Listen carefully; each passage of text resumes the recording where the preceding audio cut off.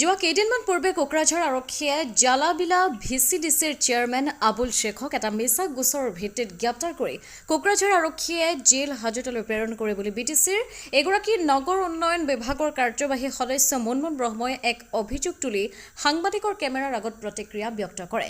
আনহাতে কাৰ্যবাহী সদস্যজনে কয়, চেয়াৰমেন আবুল শ্বেখক যি গোচৰত গ্ৰেপ্তাৰ কৰি কোকৰাঝাৰ আৰক্ষীয়ে জেল হাজতলৈ প্ৰেৰণ কৰিছে সেই গোচৰ একেবাৰে মিছা। যি গোচৰৰ ভিত্তিত চেয়াৰমেন আবুল শ্বেখক গ্ৰেপ্তাৰ কৰি জেল হাজতলৈ কোকৰাঝাৰ আৰক্ষীয়ে জেল প্ৰেৰণ কৰিছে সেই গোচৰত তেওঁ লিপ্ত নাই, আমিও জানো আৰু জনসাধাৰণেও জানে বুলি মন্তব্য কৰিছে।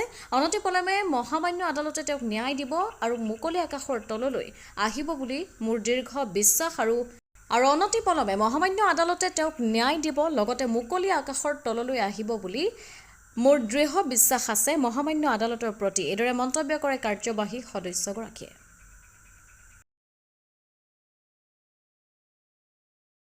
জালাবিলাত অধ্যক্ষজনক ইতিমধ্যে ভুৱা এটা গোচৰত এখেতক অভিযুক্ত কৰিবৰ কাৰণে এটা এৰেষ্ট কৰা হৈছে।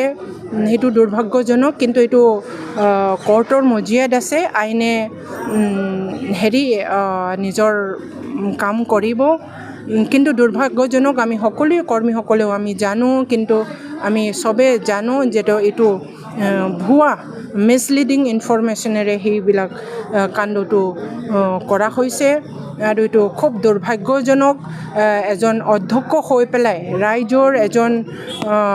ৰাইজৰ মাজত থকা এজন গ্ৰাছৰুটৰ কৰ্মী হিচাপে, ৰাইজৰ সমাজসেৱক হিচাপে এখেতে এইবিলাক কামত লিপ্ত নহয়।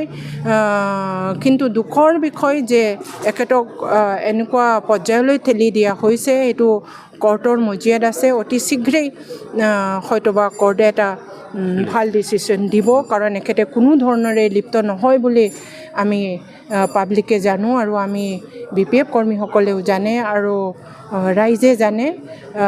গতিকে ক'ত বা যদি ভুল হৈ আছে সেইটো পৰ্যায়ক্ৰমত সেইটো সমাধানৰ ক্ষেত্ৰত থাকিব বুলি মোৰ এটা বিশ্বাস। এখেতে যিহেতু সেইটো কামত কোনো পধ্যেই জড়িত বুলি এখেতসকলে কোনো ধৰণৰ হোৱা নাই, গতিকে পোৱা নাই,